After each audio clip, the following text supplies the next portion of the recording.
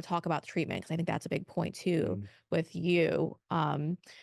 You know, I think you endured the worst. I've talked to a lot of J6ers, and I don't think anyone's had to go through what you've gone through. You've been transferred to about 30 to 40 different prisons all around the country. The First Step Act, which is supposed to keep you within a certain radius from your home, didn't work out for you. They violated that. That was President Trump's first term policy that he was able to push through. That didn't work out for you. There was also solitary confinement, which was used as a weapon against you at this point. You were held in solitary, which is you by yourself, and you could correct me if I'm wrong, for 23 hours by yourself. No, I'll correct that. Yeah, go. So I'll correct that first and then Mhm. I'll go over it. But it's not 23 hours a day. It's 24 hours a day. Mhm. Solitary confinement is 24 hours a day. Yeah. Okay. Every 3 days, you get let out for 15 minutes to take a shower. And even that's supposed to be the rule.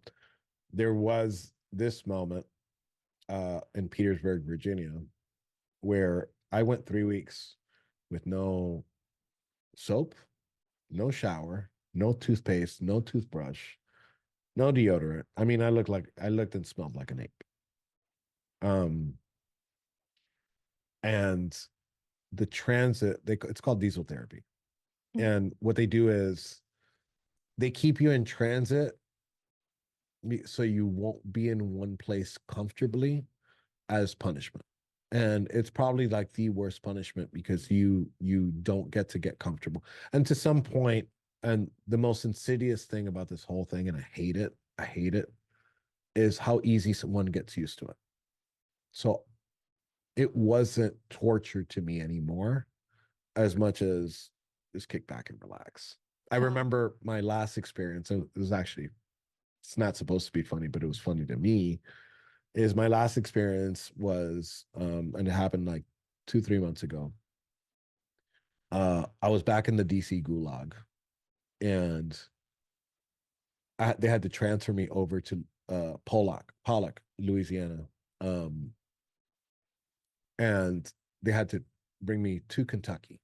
It's a 14-hour drive from DC to Grayson County, Kentucky.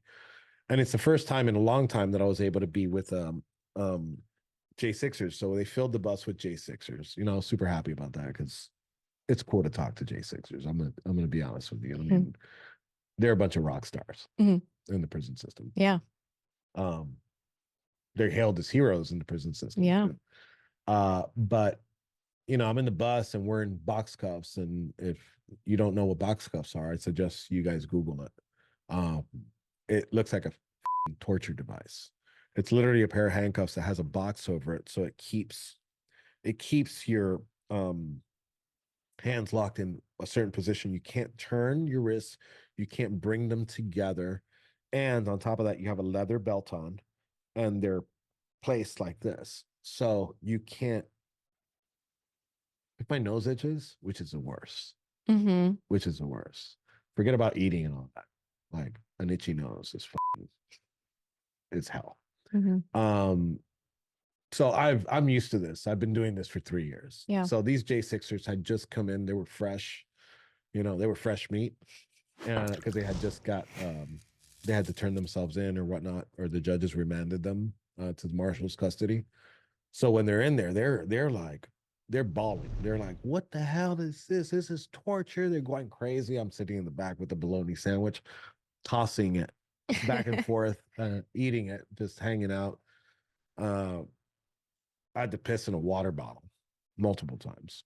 And is that they force you to do that? They don't make stops. They don't make stops because they can't. Once they lock you in, they can't open that door because they have us labeled as domestic terrorists.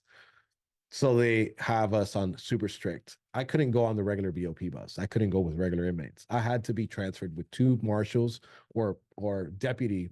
It's not deputy marshals because they're all deputy marshals, but two marshal approved officers in transit.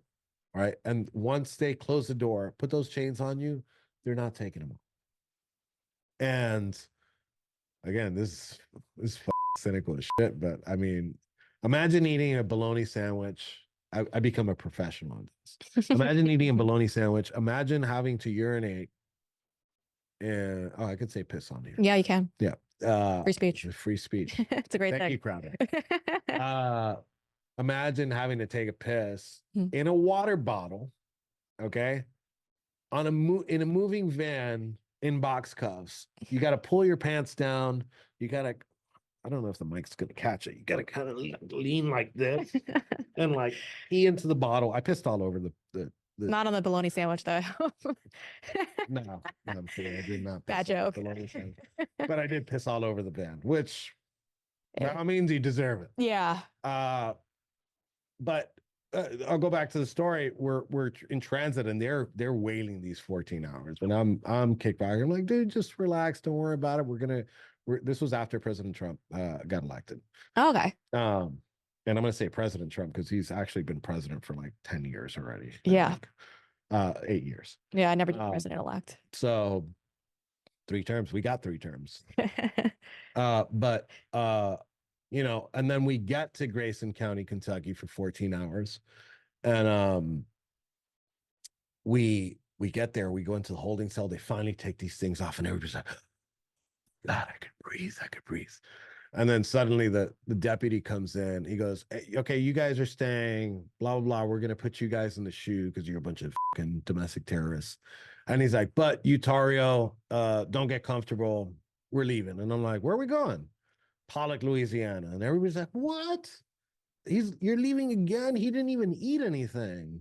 Like we didn't stop and eat there. And I'm like, hey, how far? I'm fucking calm, cool, collected. I'm like, how far is Pollock? He's like, oh, it's another like 12, 13 hours. I'm like, all right, cool. I'm gonna get to my spot. My thing was I just wanted to get there. I'm gonna get to my spot and I was finally gonna hit commissary or whatever. But these guys are like, yo, listen.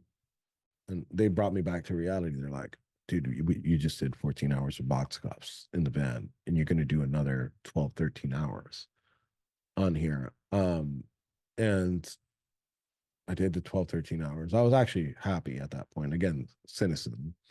Because I was finally somewhere where I knew I was gonna get released from there. So Yeah. I was happy about it. But I was at the end, there was like 27 hours or 26 hours in box cuffs. You're only supposed to put an inmate, the worst inmates in the world, pedophiles, rapists, all sorts of shit. Even if they have those box cuffs, they're only supposed to wear them for 4 hours maximum. That day I wore box cuffs for 27 hours.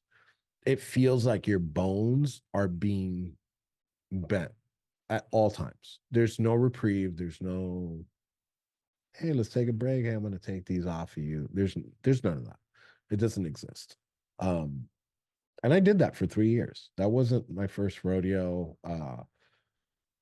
Again, I was used to it. Yeah. And again, I was excited to get to my destination. Well, it's torture.